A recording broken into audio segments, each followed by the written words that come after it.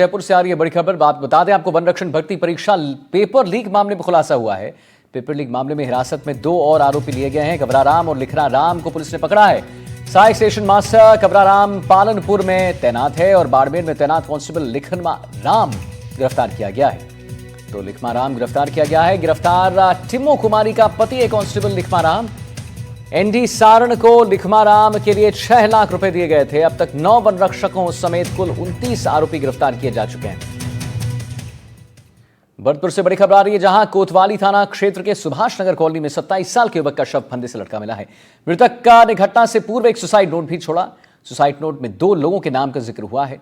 आत्महत्या की सूचना पर पहुंची पुलिस ने फंदे से युवक का शव उतारकर मोर्चे में रखवा दिया है। हालांकि परिजनों का आरोप है कि मकान मालिक और उसके कांस्टेबल भतीजे ने हत्या कर शव को लटकाया है। उसका 14 तारीख को 11:26 पे मैसेज आया कि सॉरी मम्मी पापा, मैं सुसाइड करने जा रहा हूं और अजीत और उसके भतीजे आकाश, इन दोनों की वजह से कर रहा हूं, दोनों को छोड़ना मत, और फ्रिज में कुछ रखा है उसको देख लेना। उसके बाद में हमने मकान मालिक को फ़ोन किया, वो आए, फिर हमने फ्रिज चेक किया, उसमें देखा तो सुसाइड नोट था। उसके बाद हम कोतवाली थाने गए थे। कोतवाली थाने में हमने परिवाद करवाया था, उन्होंने नॉर्मल जांच की थी। उसके बाद में हमने बीच बीच में बोला कि वह मकान चेक कर लेते हैं, किया नहीं। उसके बाद में आज हेड कांस्टेबल गजेंद्र सिंह हमारे साथ गए थे। उसके बाद में हमने मकान की चाबी थी, वो 14 तारीख को मकान मालिक के पास ही थी, जो अजीत सिंह है। और उसके बाद में आज वो आया था तो हमने देखा तो वहाँ पे मेरे भाई का शव लटका हुआ था। हाँ, सुभाष नगर में एक ये मकान है अजीत चौधरी का। इसमें एक किराएदार है लोकेंद्र है, उसकी एक डेड बॉडी मिली है। एक कमरे में छत पर वो एक कुंदे से लटकी हुई डेड बॉडी मिली है। कोई सुसाइड नोट भी मिला है?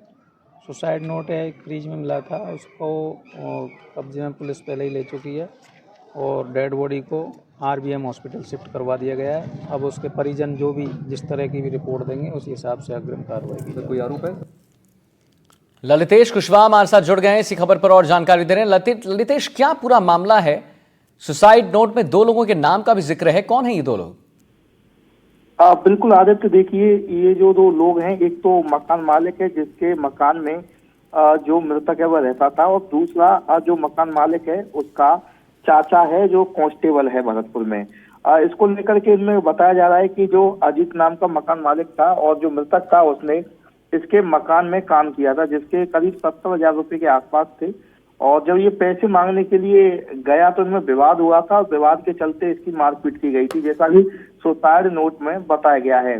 जब पैसे नहीं दिए गए तो इसको टॉर्चर किया गया और उसके बाद में इसने 14 मार्च को एक सुसाइड नोट छोड़ा था, जिसमें इसने पापा मम्मी और इसकी जो पत्नी है संगीता, उसको सॉरी बोला था, कहा था कि मैं 2 लोगों की वजह से आत्महत्या कर रहा हूं, इनको मत छोड़ना। इस 14 मार्च के बाद में ये लापता हो गया था, इसकी गुमशुदगी की रिपोर्ट थी वो दर्ज कराई गई थी।